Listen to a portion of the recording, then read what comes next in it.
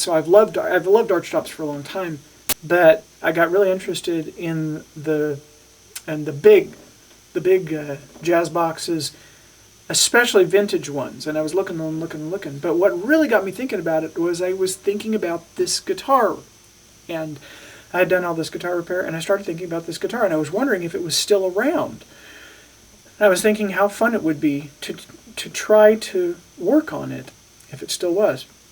So I contacted my friend Kevin Honeycutt, who is an amazing musician, an amazing educator, and an educator of educators who goes around the world speaking to educators and doing inspirational public speaking.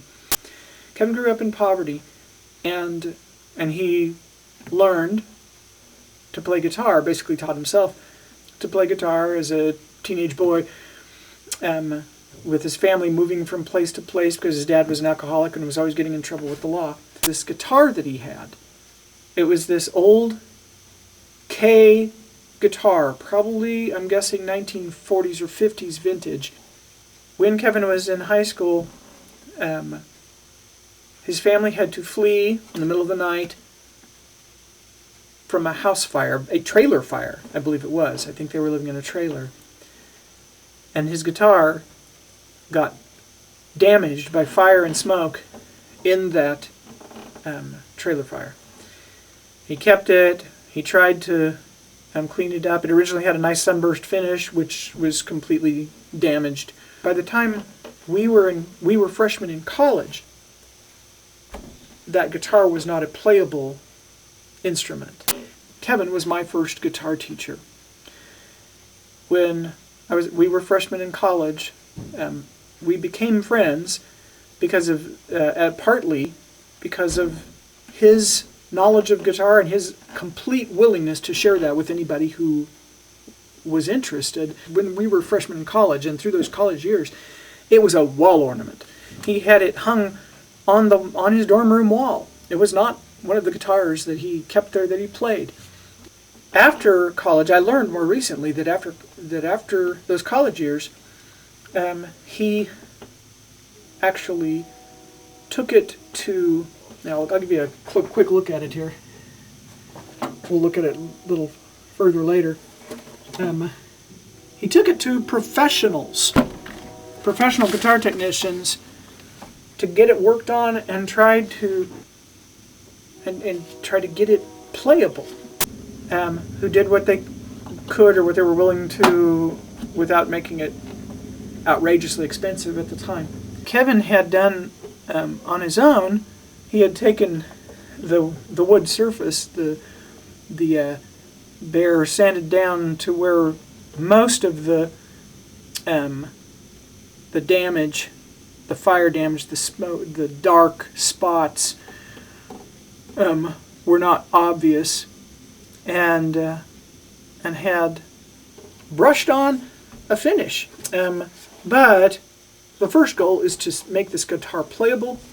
The second goal will be to make it nice looking, to make it as nice looking as it deserves after all that it went through and after all that it has meant to Kevin.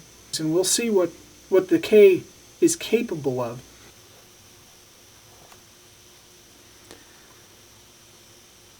Here's the body of the K. You can see it's got a lot of evidence still under there of the fire damage. And so there's a question of what will be possible there. There's also damage from they mounted a pickguard in it back in the early 90s because the original pickguard was long gone. But the glue from that pickguard is on there and pretty nasty looking. There's some other flaws in the finish on the main part of the body. The sides.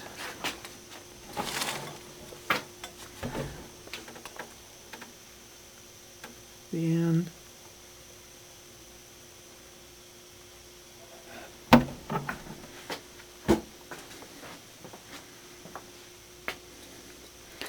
The headstock has definitely seen better days. The nut is missing. That's okay. I know how to replace nuts, and it's going to probably get a nice new nut. The neck, it's got a few gouges on it, but it's in pretty nice looking shape. Now here along the neck joint, the veneer is pulling up. It's kind of fractured.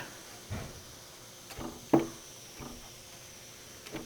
then there's the, I think this is nice, that the piece at the bottom of the neck of the heel is actually wood. That's pretty cool. Usually those are plastic. Still got some pretty, the binding is in pretty decent shape for such an old weathered guitar. That side's looking rough. And then here's the back.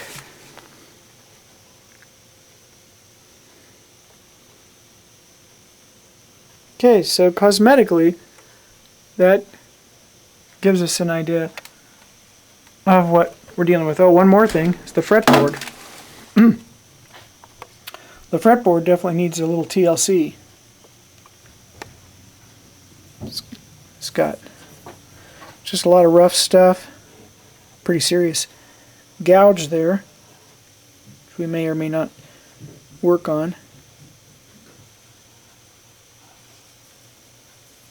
Just got some issues. There's a looks like kind of a crack there. And I actually filled in some of that stuff on the first guitar I worked on, so we'll see what might be possible with this one. The frets are pretty low, so this guitar was loved and used at one point in its life. Boy, some of these ones down at the front are really worn down. Might need some work, but I don't want to do a complete refret like I did on that first guitar, because it's a lot of work. Plus, it would be nice to retain as much of the original guitar as possible, and so those frets are likely still playable.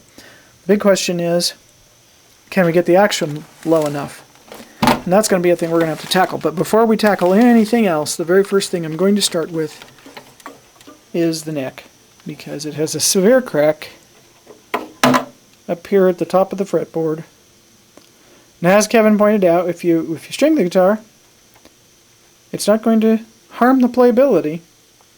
Kevin was actually interested in the idea of just buying a completely different neck. I said, no way. We need to make this guitar as much original as possible. But it would be good to glue and clamp this. It's going to be hard getting glue in there, but I'm going to do that, and that way we can further stabilize that. So that's what I'm going to do first.